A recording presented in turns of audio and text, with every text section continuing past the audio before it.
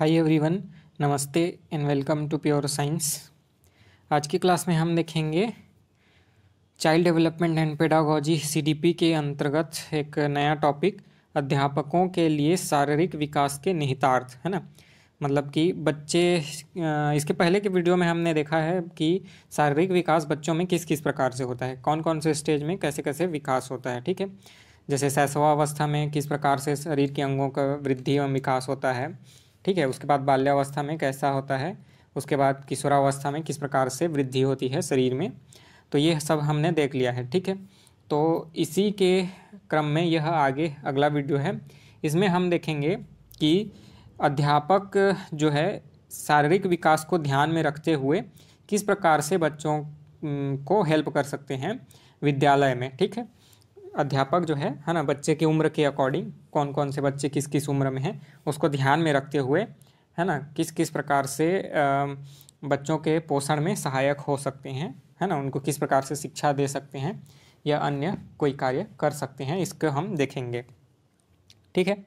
तो देखते हैं, वृद्धि और विकास के सभी आयाम एक दूसरे से संबद्ध होते हैं। अध्यापक का कर्तव्य होता है कि वह अपने विद्यार्थियों के व्यक्तित्व के विकास में अपना पूर्ण सहयोग दे, ठीक है। अध्यापक का जो है कर्तव्य होता है कि अपने जो शिक्षार्थी हैं, विद्यार्थी हैं, उनके पूरे व्यक्तित्व के विकास में, है ना, ओवरऑल डेवलपमेंट में, शारीरिक विकास साथ ही साथ मानसिक विकास में, है ना, अपना पूर्ण सहयोग दे, ठीक है। व्यक्तित्व का संतुलन विकास करना, है ना, शिक्षा का उद्देश्य है। व्यक्तित्व का संतुलित विकास करना जो है शिक्षा का उद्देश्य है, ठीक है। तो शिक्षा के इस उद्देश्य को एक बालक को प्राप्त करने के लिए जो है अध्यापक हेल्प कर सकता है, उसका एक बहुत बड़ी जिम्मेदारी होती है, ठीक है। तो व्यक्तित्व का संतुलित विकास तभी संभव हो सकता है जब जो है एक शिक्षक अपने उत्तरदायित्व को सफलतापूर्वक निभा पाए, है ना, और उसके लिए प्रयास करे, ठीक है। तो है ना, क्रो एवं क्रो के अनुसार, है ना, क्रो एवं क्रो एक साइंटिस्ट हैं, क्रो एंड क्रो जो है मनोवैज्ञानिक हैं, ठीक है। तो इनके अनुसार क्या है कि बालक सर्वप्रथम शरीरधारी प्राणी है। सबसे पहले तो वह एक इंसान है, मतलब एक जीव है जिसका कुछ एक शरीर होता है ना, किसी एक निश्चित रूप में उसका एक शरीर होता है, ठीक है। उसकी शारीरिक रचना को उसके व्यवहार और दृष्टिकोणों के विकास का आधार है ना।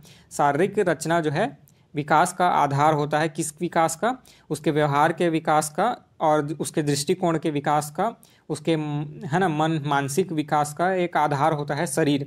शरीर स्वस्थ रहेगा तो ये सभी जो है मानसिक विकास, शारीरिक विकास, मानसिक विकास और भावनात्मक विकास, ये सभी जो है अच्छे तरीके से हो पाएंगे, ठीक है।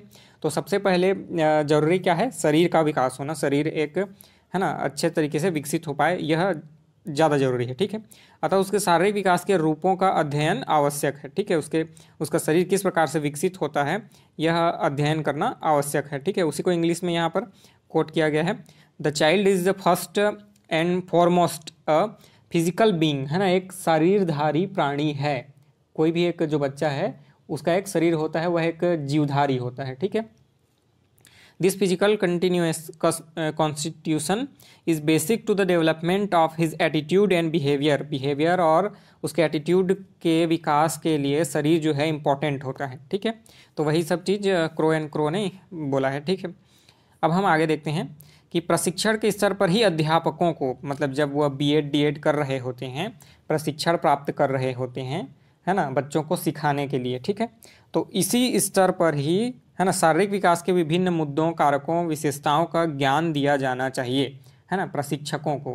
प्रशिक्षु जो होते हैं, है ना, बीएड डीएड करने वाले जो स्टूडेंट होते हैं उनको, है ना, इनको मतलब शिक्षा जो है अध्यापक बनने की शिक्षा ले रहे होते हैं, ये प्रशिक्षु अध्यापक होते हैं, ठीक है।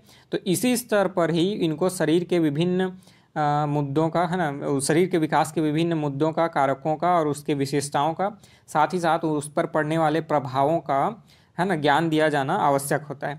अध्यापक को स्पष्ट होना चाहिए कि शारीरिक विकास ही सामाजिक, संवेगात्मक, मानसिक और नैतिक विकास का आधार होता है। अभी अभी हमने देखा है ना, मैंने पहले ही बोला कि मानसिक विकास हो सके, शारीरिक विकास हो सके, भावनात्मक विकास हो सके, है ना, नैतिक विकास हो सके, इसके लिए शरीर जो है मजबूत, सुदृढ़, है ना, होना आवश्यक है। शरीर का ही विकास अच्छे तरीके से नहीं हो पाएगा तो उसके, है ना, आध्यात्मिक पक्षों का, मानसिक पक्षों का विकास कहाँ से हो पाएगा, ठीक है।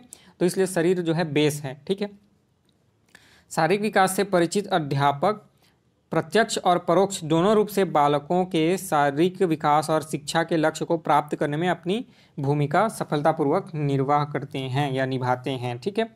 अध्यापक जो है उसको पता होगा शारीरिक विकास के विभिन्न पहलुओं के बारे में, तो वह बच्चे के शारीरिक विकास और शिक्षा के लक्ष्य को प्राप्त करने में हेल्प कर सकता है, ठीक है। तो ये जो है प्रस्तुत है नीचे में कुछ पॉइंट्स, इनमें दिया गया है कि अध्यापकों को किस प्रकार से शारीरिक विकास, बच्चे के शारीरिक विकास में हेल्प किया जा सकता है अध्यापकों द्वारा, ठीक है। नीचे दिया हुआ है, ठीक है। तो पहला है, अध्यापक को चाहिए कि कक्षा तथा विद्यालय में कारकों को नियंत्रित करे जो विद्यार्थी के शारीरिक स्वास्थ्य पर कुप्रभाव डालते हैं, ठीक है। मतलब बुरी आदतें जो होती हैं या कुप्रभाव डालते हैं उनको जो है नियंत्रित करे, जैसे प्रदूषण, है ना, तो साफ सफाई की व्यवस्था करे, है ना, या है ना किसी से साफ सफाई करवाए अपने स्टाफ से, स्टाफ से नहीं, मतलब स्वीपर या जो भी होते हैं वहाँ पर काम करने के लिए, उनसे मतलब शारीरिक सफाई का विशेष ध्यान रखे, कहने का मतलब अपनी क्लासरूम में, साथ ही साथ विद्यालय परिसर में, ठीक है। तो यह एक अध्यापक का एक है ना दायित्व है, कर्तव्य है कि बच्चे के शारीरिक स्वास्थ्य पर बुरा प्रभाव पड़ने डालने वाले कारकों को है ना हटाए या नियंत्रित करे। सामाजिक सांस्कृतिक परिस्थितियों तथा वातावरण से शारीरिक विकास का एक गहरा संबंध होता है, ठीक है। शारीरिक जो सामाजिक विकास होते हैं, है ना, इनका जो है वातावरण, है ना, और सामाजिक विकास, ये सब जो है शारीरिक विकास का गहरा संबंध होता है इन सभी का, ठीक है। अतः अध्यापक को चाहिए कि वह बालक में उन कौशलों का विकास करे जिससे बालक जो है अपनी सामाजिक सांस्कृतिक परिस्थितियों में से समंजन कर सके, ठीक है। तो सामाजिक सांस्कृतिक जो परिस्थितियां होती हैं बालक की, वो शारीरिक विकास से भी संबंध रखती हैं। तो अध्यापक को चाहिए कि सामाजिक उन कौशलों का विकास करे बालक में जो सामाजिक सांस्कृतिक परिस्थितियों से समंजन कर सके, ठीक है। इसके अलावा है, अध्ययन के नियमों की जानकारी बालक को अवश्य देनी चाहिए। अध्ययन की उत्तम आदतें बालक के शारीरिक विकास में सहयोगी होती हैं, ठीक है। अध्ययन के कुछ नियम होते हैं कि किस प्रकार पढ़ने से याद होगा, किस प्रकार पढ़ने से जल्दी नहीं भूलेंगे, किस प्रकार पढ़ने से ज़्यादा देर तक याद रहेगा, है ना, जल्दी याद हो जाएगा, है ना, किसी पाठ को पढ़ करके या किसी कला को सीखने के बाद जो है वह कला जल्दी से याद हो जाएगी। ये सभी जो आदतें हैं बच्चों को सिखाई जानी चाहिए और है ना, मतलब इनकी जानकारी देनी चाहिए। पढ़ने के नियमों का, अध्ययन की करने के नियमों की जानकारी बच्चों को देनी चाहिए अध्यापक के द्वारा, ठीक है। इसके अलावा खेल कूद और व्यायाम की व्यवस्था करनी चाहिए, है ना। बच्चे का शारीरिक विकास जो है खेल कूद और व्यायाम पर बहुत हद तक निर्भर करता है, तो इसकी पर्याप्त व्यवस्था होनी चाहिए। खेल कूद के लिए ग्राउंड होना चाहिए, है ना, उसके लिए नियमित जो है दिनचर्या होनी चाहिए और उनको जो है खेल कूद करने देने का अवसर प्रदान करना चाहिए। तो एक टाइम टेबल बनाना चाहिए, ठीक है। तो अध्यापक का यह कर्तव्य है कि खेल कूद और व्यायाम का आयोजन अवश्य करें, ठीक है। माता पिता से संपर्क कर बालक की नियमित दिनचर्या, निद्रा व विश्राम, प्रेम व सुरक्षा आदि के बारे में निर्देशित करना चाहिए, है ना। बहुत जगह ऐसे होता है कि खासकर ग्रामीण इलाकों में माता पिता को ये सभी चीज़ों के बारे में मालूम नहीं रहता है ना। वे बच्चे के खेल कूद और मनोरंजन की व्यवस्था इन सभी पर ध्यान नहीं देते। अधिकतर माता पिता अपने बच्चों पर बोझ डाल देते हैं कि तुमको पढ़ना है और ये नंबर अच्छे लाने हैं, नौकरी प्राप्त करना है, ये सभी है ना बोझ, एक्स्ट्रा बर्डन डाल देते हैं। तो इन सब को शिक्षक का दायित्व है कि उनके माता पिता को समझाएं कि बच्चे को अनावश्यक रूप से तनाव में न डालें, ठीक है। और उनके नियमित जो दिनचर्या होता है, निद्रा व विश्राम का जो समय होता है, प्रेम सुरक्षा की भावना जो होती है, इन सब के बारे में माता पिता को, बच्चे के, बालक के माता पिता को है ना अवगत कराएं। साथ ही साथ स्वयं भी प्रेमपूर्ण व्यवहार करे, सहानुभूतिपूर्ण व्यवहार करे, सुरक्षा प्रदान करने का प्रयास करे बालकों को, ठीक है। अगला है, अध्यापक को समय सारणी का निर्माण, शिक्षण विधियों का चयन, कक्षा के अंदर तथा बाहर के विविध क्रियाकलापों का आयोजन, ये सभी करना चाहिए, ठीक है। समय सारणी का प्रॉपर ढंग से निर्माण किया जाएगा जिसमें सभी कार्यों के लिए प्रॉपर जो है मतलब व्यवस्था हो और सबको उचित समय प्राप्त हो, पढ़ाई के लिए उचित समय हो, खेल के लिए उचित समय हो, है ना, भोजन करने का उचित समय हो, उनको विराम देने का एक निश्चित समय हो, है ना, किस किस समय में विराम देना चाहिए, किस किस समय में, है ना, रिसेस या लॉन्ग रिसेस, शॉर्ट रिसेस, है ना, छुट्टी प्रदान करना चाहिए।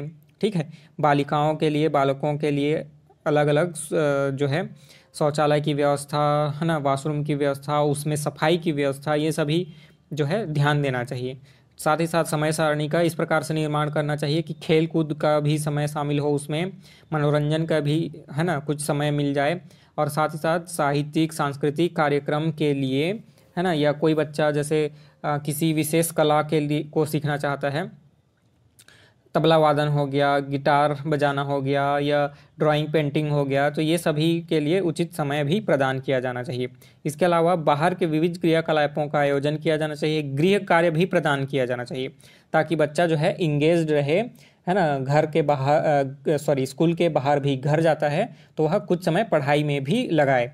ऐसा नहीं कि घर जा कर के पूरी तरह से खेलने लग जाए या किसी बुरी आदत में, गेम खेलने में, टीवी देखने में लत लग जाए उसको। ठीक है, तो इसके लिए कुछ गृह कार्य भी प्रदान करने चाहिए, अत्यधिक तो नहीं लेकिन कुछ न कुछ गृह कार्य अवश्य प्रदान किया जाना चाहिए। ठीक है, और शारीरिक विकास के अवस्थाओं के अनुरूप इन सभी की व्यवस्था की जानी चाहिए। ठीक है, अगला है अध्यापकों को व्यायाम, योग जैसे कार्यक्रमों को, है ना, गंभीरतापूर्वक आयोजित करना चाहिए, है ना, ये जो है नियमित रूप से आयोजित किया जाए तो और अच्छा है। ठीक है, योग का कार्यक्रम हो गया, व्यायाम का कार्यक्रम हो गया, इसको शाम के समय भी आयोजित कर सकते हैं। ठीक है, तो इन सभी को गंभीरतापूर्वक लेना चाहिए और इनका आयोजन निश्चित रूप से किया जाना चाहिए। ठीक है, अक्सर पाया जाता है कि इस प्रकार के कार्यक्रम जो है अध्यापक हल्के फुल्के ढंग से करा करके, है ना, औपचारिकता के जैसे निपटा देते हैं उसको, तो इसको सीरियसली लेना चाहिए। नियमित रूप से योग का आयोजन होना चाहिए, व्यायाम का आयोजन होना चाहिए। ठीक है, ऐसा नहीं कि बस खाना पूर्ति के लिए आयोजन करवा दिया, फ़ोटो खींच लिए और हो गया। ठीक है, तो इस प्रकार से नहीं करना चाहिए। अगला है बालक के शारीरिक विकास में रुचियों, आदतों, आकांक्षाओं आदि की संतुष्टि का विशेष महत्व होता है। शारीरिक विकास के लिए, है ना, ये उसके रुचि किस में है ना, किस प्रकार के खाने या क्रियाकलाप करने में रुचि है, आदत किस प्रकार के हैं, उसकी आकांक्षाएं क्या क्या हैं, इनमें इन सब का विशेष महत्व होता है शारीरिक विकास में। ठीक है, तो अध्यापक को चाहिए कि उसके द्वारा चयनित या नियोजित क्रियाओं से बालकों की रुचियों, आदतों का जो है संतुष्टि प्राप्त हो सके, उनका एक सही दिशा में निर्माण हो सके। ठीक है, बालक में सही आदत का निर्माण हो सके, सही रुचि जागृत हो उसमें, और उसकी आकांक्षाओं की भी पूर्ति हो सके, इसके लिए विशेष ध्यान रखा जाना चाहिए। ठीक है, अगला है दंड देते समय अध्यापक को ध्यान रखा जाना चाहिए कि किस प्रकार का दंड उचित है। विचार पूर्वक दिया गया दंड बालक को शारीरिक हानि से सुरक्षित रखता है। ठीक है, तो दंड तो आवश्यक है ना, इसके बिना जो है छोटे बच्चों के लिए, है ना, उम्र के अनुसार जो है उचित दंड देना चाहिए। ऐसा नहीं कि शारीरिक दंड दिया जाए और उनके शरीर को कुछ नुकसान पहुंच जाए। ठीक है, हमने बहुत जगह देखा है कि स्कूलों से ऐसे, है ना, वीडियोस आते हैं, है ना, इंटरनेट पर छाए रहते हैं, जिसमें शिक्षक ने बच्चे को बहुत ज़ोर से डंडी से मार दिया, पीट दिया, ऐसे इस प्रकार से बहुत, है ना, न्यूज़ चैनलों में हम देखते हैं। तो इस प्रकार नहीं करना चाहिए, उचित दंड देना चाहिए, है ना, जिससे बच्चा जो है ज़्यादा बिगड़ैल भी ना हो और, है ना, उसको कोई नुकसान भी ना हो। है ना, दंड तो देना चाहिए लेकिन फिर भी एक उचित लिमिट में देना चाहिए। है ना, अगला है अध्यापक को बालकों में वांछित व्यवहारिक एवं आदतीय परिवर्तन के लिए समग्र करना चाहिए। ठीक है, वांछित व्यवहार और आदतें बालक के शारीरिक विकास में सहयोगी होंगी, तो वांछित व्यवहार करे बालक, इसके लिए प्रयास करना चाहिए। ठीक है, आदत सही हो, इसके लिए भी शिक्षक द्वारा प्रयास किया जाना चाहिए। ठीक है, तो यह हो गई कुछ अध्यापकों के लिए कुछ निहितार्थ जो बच्चे के शारीरिक विकास में सहायक हो सकते हैं, हेल्पफुल हो सकते हैं। ठीक है, तो हमने देखा।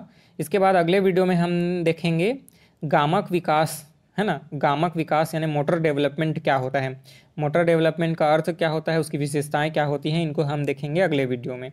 तो इस प्रॉपर वीडियो में आपको कोई डाउट होगा तो आप कमेंट करके पूछ सकते हैं, नहीं तो मिलेंगे हम अगले वीडियो में। तब तक के लिए नमस्ते, थैंक यू।